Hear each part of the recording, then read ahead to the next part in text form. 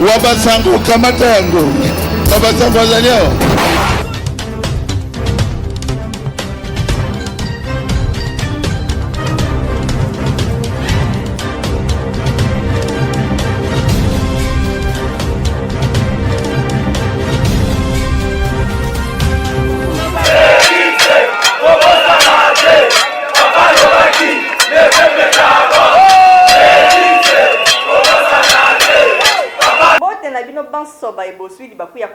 magazine d'atouete na bino oyo bopona oyo bo préféra ya mokwalelo esi ebandi na yango boso bakiti boso bibonga boyoka batouete na bino ya mokwalelo pe bobosana te na kosabone massivement na chaîne YouTube na biso wa basango télévision po boyeba na koyoka ba information na tango oyo esengeli na tombeli bino ka boye bolamu o basango babiso.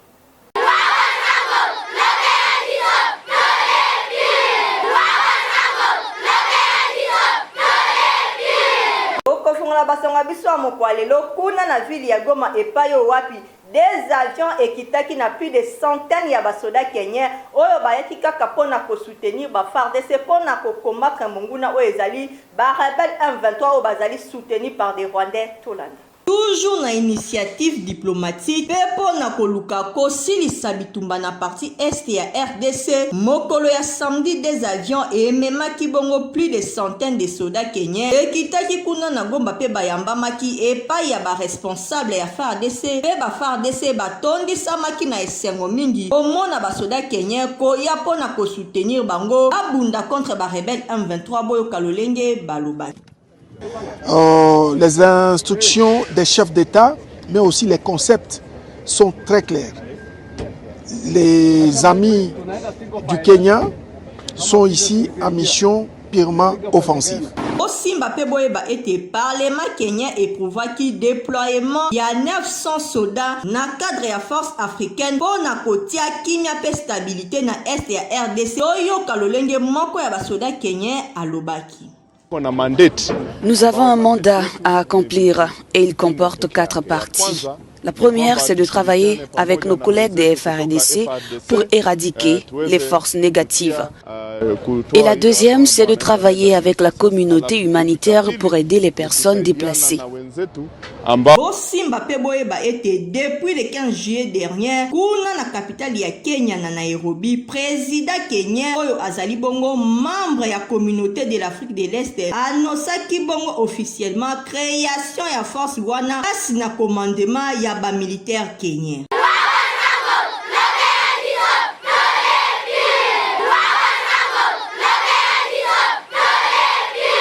Ezali kopesa pasi pe mawakota la insécurité o ezali ko régner na partie est ya République démocratique du Congo malgré ba effort o FARDC ezali ko sala tula.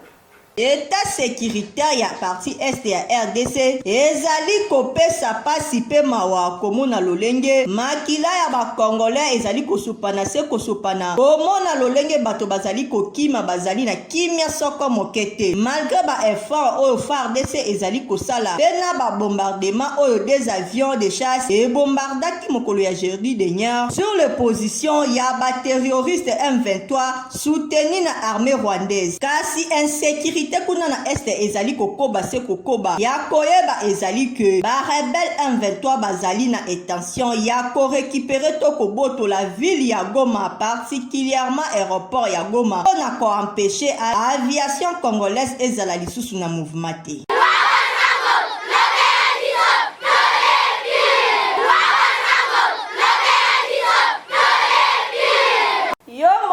Mona kayo inutile na société qui mana lombangu na centre de formation Secontec au kozwa ba formation ya qualité pe okokoma utile na société ba ko respecter. Awa tozana Secontec est la kisi centre de spécialisation en communication et nouvelles technologies au Congo. Tobenga Secontec en sigle. Makambuni ne sala makuna na kati ya Secontec. Secontec est basé na ba formation. Loko la formation en informatique. Na kati ya informatique, toza na bureautique, toza na infographie, toza na programmation et puis toza na administration réseau. Toza na formation en langue. Na langue, toza se retrouver na langue anglaise et française. Toza la formation en automobile, donc auto-école, koyekola kokumba. La formation au centre, c'est compté que ça à moindre coût. À moindre coût, tu as kango semi-gratuite. Pourquoi? Inscription à Pambeza 4000 francs congolais. Formation examen à 500 francs congolais. Chaque séance, tant aux outanda, koye pour assister à cours. Alors, ce contexte est kaka Kinshasa Mobimba, toza na direction générale au ezana Gombe, toza na sur 24 novembre juste en face il y a commissariat provincial, il y a la police. Avenue Mandarinier numéro 182. Toza na Victoire na Matonge 3 avenue Bokeye numéro A17. Référence à biso eza collège Monseigneur Moke. Ce contexte pe na tiango ezali. Toza juste na Pasca arrêt Victoire au katisi na ngamo masini. Tokangami na shop orange ya munene ezalaka wana na Pasca. Donc avenue Boulevard Lumumba numéro 2. Toza juste na rivière au Kaboli quartier 2 na quartier 3. Ce contexte ezawana Ipen toza sur route Matadi 266. So ozo uta Delvo pour kende Ipen okitana arrêt ce contexte. So ozo uta Ipen pour kende Delvo okitaka na arrêt ce contexte. Donc bandeko basi mibali ba mama ba yaya bale ce contexte ba partenaire César kofungana. Soko ekalilo au salle inscription. Bapesi au jour c'est contexte premier centre de la RDC. So oyebi anglais te, oyebi français te. Na moment otokomilelo oza illettré totalement. Yaka ko bakisa boyebi oyo oza nango na ce contexte. Na fait formation bazo sanctionner formation na brevet de mérite. Ba adresse na biso yango to pesi par-ci par-là. Yango toujours na ce contexte lo baka ce contexte. Ce contexte. Ce contexte. Plus haut, plus haut, plus haut. L'excellence c'est nous. Je veux rester.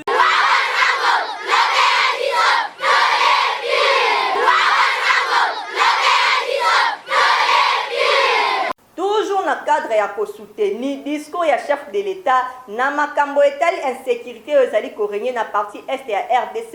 Honorable Serge Kayembe a organisé ki bongo matinée ya renforcement ya ba capacité et pas ya basignon sur la coordination nationale pour l'accompagnement des actions des chefs de l'État, son Excellence Félix Antoine Tshisekedi qu'on a pas na mupuse mokolo ya lobby kuna na commune ya Gombe Tolanda. Ba femme nyonso pe ba cadre ya coordination provinciale ya ville province de Kinshasa ya coordination nationale pour l'accompagnement des actions du président Félix Antoine Tshisekedi kona pap na mukuse asangana kibongo pona ko renforcer ba capacité ya ba femme pona ko soutenir discours ya chef de l'État kuna na salle Marathon na commune ya Gombe. Tango yemoko le coordonnateur national ya Konapap honorable Serge Kayembe azwaki maloba abandaki nanu na ko remercier ba femme nyonso oyo bazalaki présent pour la disponibilité na bango pe a expliquaki importance ya formation pe asengaki bango batia contribution importante et pas ya chef de l'État pour na kosilisa bitumba kuna na partie est ya RDC oyo Kalolenge alobaki. Je suis heureux aujourd'hui d'être parmi vous cet après-midi pour lancer la première rencontre des femmes fortes de la CONPAP, de la coordination provinciale ville de Kinshasa. Je remercie sincèrement chacun et chacune d'entre vous pour votre disponibilité et surtout pour la promotion de la femme congolaise et en particulier la femme de la CONPAP dans la ville-province de Kinshasa. Cette formation occupe un espace de responsabilité sur les responsabilités. Je connais personnellement l'importance des formations, car j'en suis un pro. L'acquisition des connaissances acquise dans une formation est un apport important pour les futurs élus, les futurs cadres étatiques, associatifs, même les femmes ménagères. Elles ont besoin d'une formation. Car cette formation est une valeur d'être prise en compte et d'être prise en considération importante dans sa vision, dans ses rêves, car les visions et les rêves d'une femme contribuent à l'édifice d'un foyer, d'une nation et de la société. Comme vous l'avez vu sur notre affiche, la coordination nationale a publié une affiche sur les thèmes abordés qui seront développés cet après-midi. Le premier thème, qui est celui qui fera face à la gestion de la crise dans l'Est de la crise. Qu'est-ce que vous devez faire pour que vous contribuiez et apporter au président de la République votre contribution importante et poutre dehors, mettre dehors le Rwanda et le M23.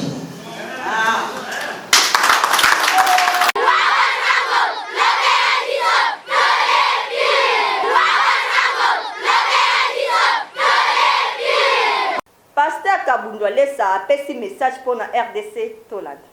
Bana na Nzambe mbote Nzamba pambola bino Congo mobimba.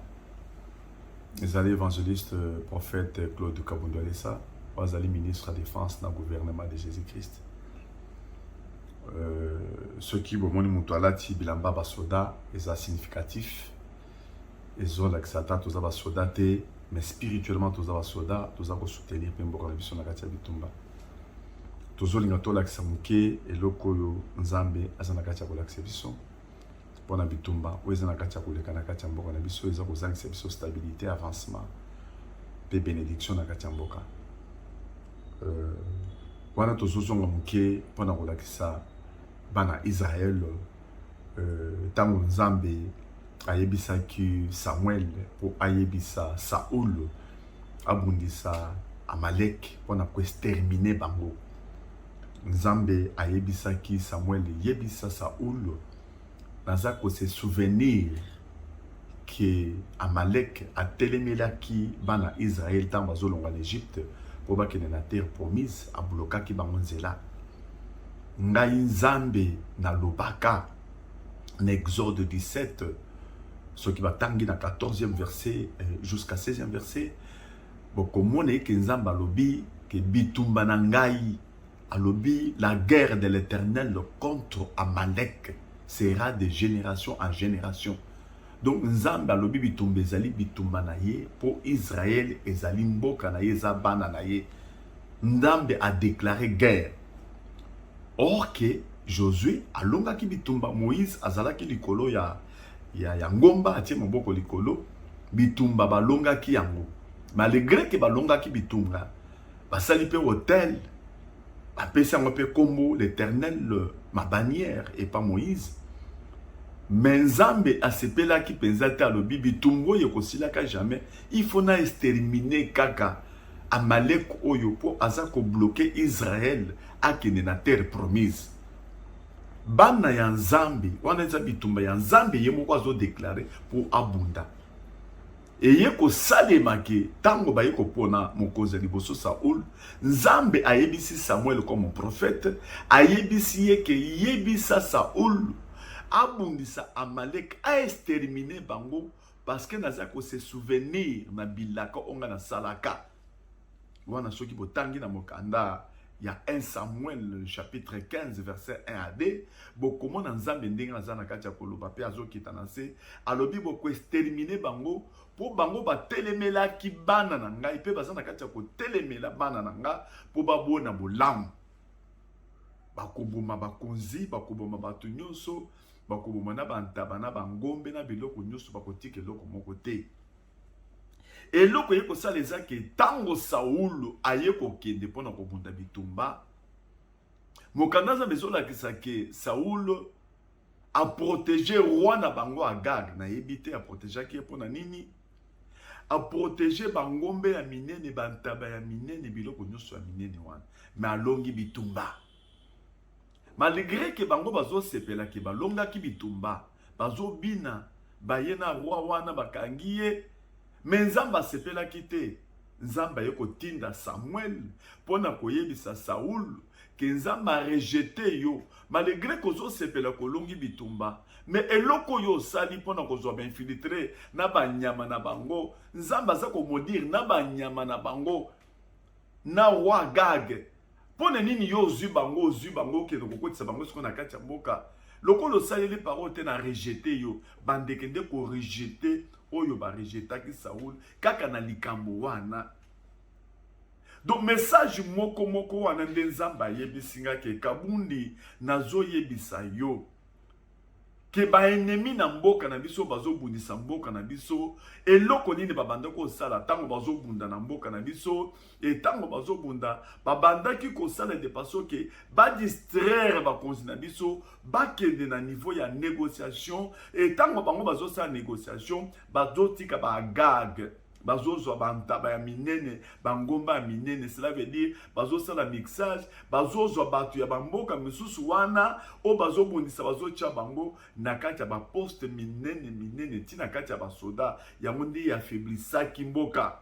Distraction ou bien erreur oyo ba konzina biso akala basalaki pona kosala mixage pona kosala kokosa ba infiltré kokotisa bango na kati ya bamboka na biso yango nzamba rejetaki bango base yango wana nzamba rejetaki bango et malgré que baye ko sutuka après mais basi basale eloko wana yango nde nzambe pe asili kaka na makambo nyonso wana eleka nde nzamba ye ko révéler ngai ke kabundi pesa message pa mokonza mboka baka matamboka ba pesa nga mboka ngai moko na bunda bitumbezala ya ngai moko nzambe. La guerre de l'Éternel contre Amalek. Nzambe alobi bitumbeza bitumba na ye. Nde salaki ke mokonza mboka pe akamati mboka apesi yango na nzambe. Donc bitumbo biso toko bunda pour le moment. Ezali biso te toko ko bunda tozali wana nzamba bunda kaka na kati ya batu me bitumbeza ya nzambe. Nzambe aza na kati ya koyebisa ngai ke yebisa bana nzambe nyonso ba peuple nyonso ya Congo parce que bitumba wana bakendeki nango Saoul azalaki wana basoda bazalaki wana bato bazalaki plus de 210 000 personnes o bakendeki pona ko bunda nzamba lobaki baluka bato makasi bakende konuka bitumba o bakendeki ko bunda bitumba bazaki bato bile biso nyonso na minute oyo nzamba zolo baboye tokoki ko sepela pona victoire ata tozi victoire c'est normal mais to sepela Ponzamba zoluka bitumbe sila. Cela veut dire qu'exterminer bitumbe sila une fois pour toutes. Parce que ce qui te longi, toko sala kaka répétition ya bansuso basala kala bitumbe ko zonga. Bako ya koloba peut-être que bayokana. Ba masole koki ko salema. Bato bakoki ko solola, ko sololeza mabete. Mais ko sala mixage nde mabe, ko infiltrer batu nde mabe, wane koki ko sale mate, nzamba ko sepelate a ko rejeter na biso na mokonzi na biso. Yango nde nzamba zo yebisa biso na mokonzi na biso et que c'est le moment pour le moment nzamba za na sima na biso, biso nyonso tomi simba, to bunda bitumba potolonga yango. Malgré que bitumba wana esilaka te, David alonga abundaka bitumba wana, nzamba ye kosilisa bitumba wana Esther na Mardoché. Et nazolinga na yebisa bino ke Aman azalaki descendant, pour soki otangi okomona ke Aman fils d'Agag azalaki descendant ya Agag wana bakangaka na Saoul wana. Bazalaki ba malécite. Donc, le ko nzamba banda ko landela bangonda ye ko telemisa sikoyo Esther na Mardoché na peuple mobimba ba négocier ki na Aman te malgré Aman azaki na état de faiblesse banda ko luka négociation ba négocier ki na yete ba exterminaki bango soki botangi Bible na tina suka bokomona ke ba kendeki na bana na bango na bango mena biloko na bango nyoso ba exterminaki bango.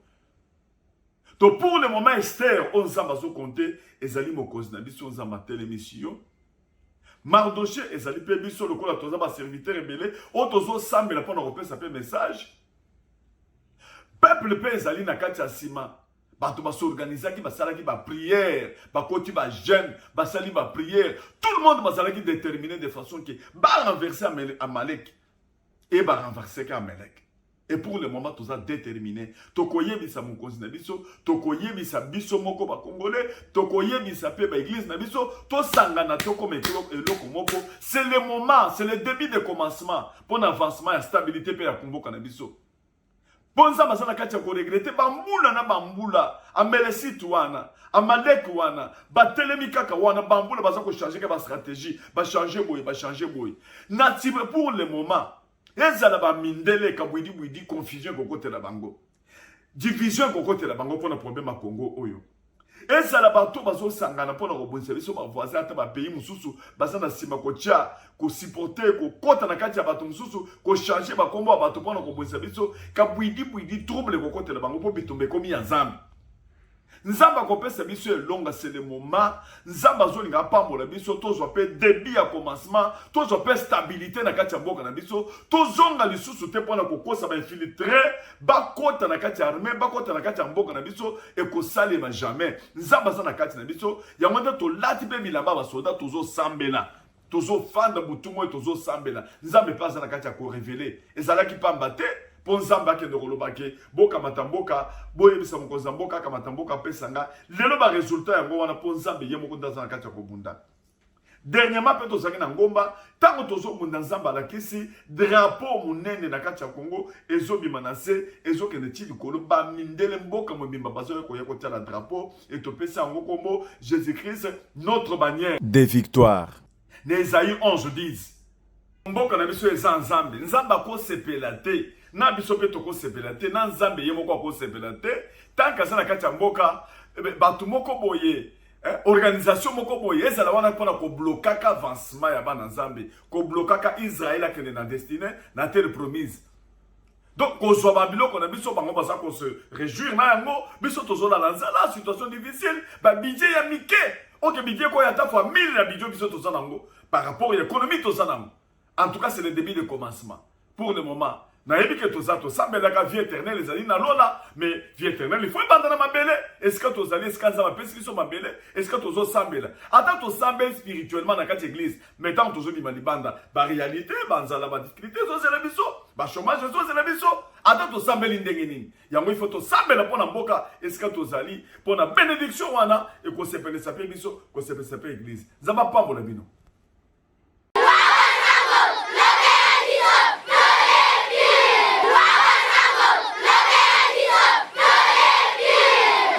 olota mikili ya poto butu lokola moi osala ba démarche kili na bagence ebele balia yo mbongo kasi okende te solution esi ezwami na yango kima na lombangu na agence de voyage welfare okokende poto kitoko pe avec assurance.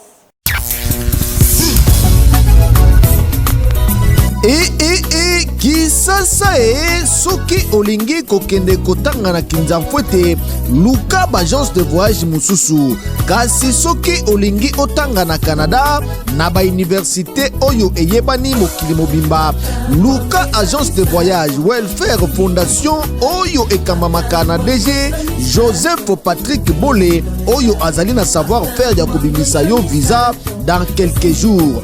Bande konanga koloba mbanga pasi awa ba visa ezali kopesa maneti nguba soit témoignage oyo. Nous venons accompagner les gens qui nous ont fait confiance, plus de 10 visas na Tomoko record. Donc Welfare Fondation est une agence très sérieuse parmi les agences actuellement dans le monde biso de salaire qualité, agence digne de confiance. Voilà le mot qui convient. Batouazar, il y a Turquie Bali, il y a Dubaï Bazali, il y a Chypre Bali, il y a pays Schengen Bazali. Donc, c'est question de nous faire confiance. Tout ça a la prise en charge et ça assuré.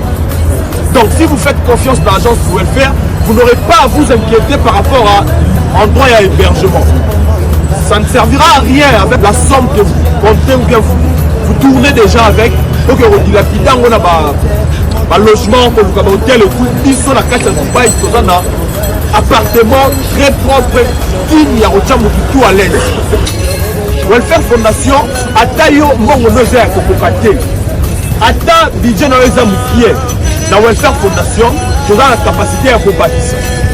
Pour la étude Nabino na Canada, nous avons une équipe qui travaille à Kinshasa sur place avec le président Joseph Patrick Bole.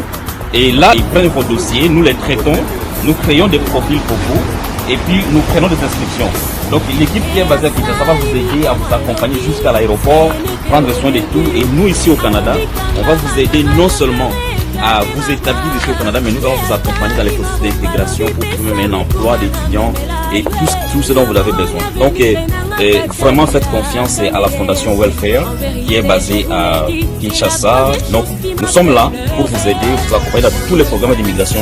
Mais aujourd'hui je vous parle plus particulièrement des programmes des inscriptions. Le Canada est parmi les 3 meilleures destinations au monde pour les étudiants internationaux et faites-nous confiance. Contactez numéro 085 311 61 11 Oza Mobimba okotuna biso badresse tozali wapi na changu tozwami na arrêt Kimbuta en face ya shop Airtel Oza Mobimba ebongo na ngiringiri ye moko azali wana na avenue Bosenge numéro 67 na croisement Chaba référence Wenze Yabayaka. Avec agence de voyage Welfare Agency ezali kopesa visa et kotala te potombango po on voyager netindeke.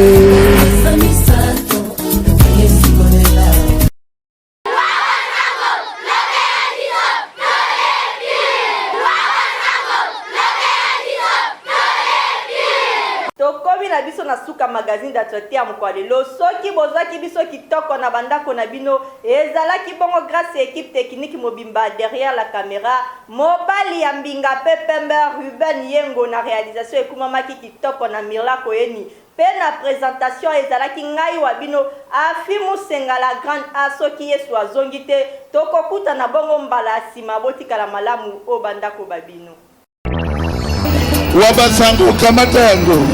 Wabasango azali awa.